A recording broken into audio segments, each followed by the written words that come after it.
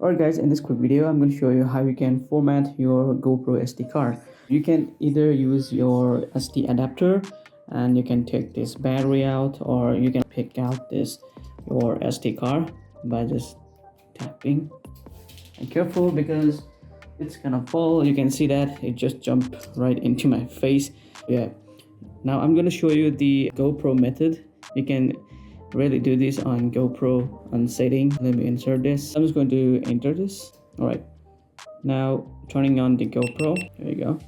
What you guys wanted to do here is you need to first unlock this, and then you need to go to settings, swipe down and swipe right, then go to preference. From here you'll need to swipe down, then tap on preference and swipe all the way until you see reset. Go to reset, and here is format SD card. Simply tap on that. Make sure that you guys have keep backup, because once you guys have format, you won't be able to recover any footage out from this SD card. Format this. Now it is formatting. You can see that, and there you go. You have completely format this, and you can see there is nothing going on. Even if I switch to video, you can see there is no thing at all on no media. Now this is a fresh.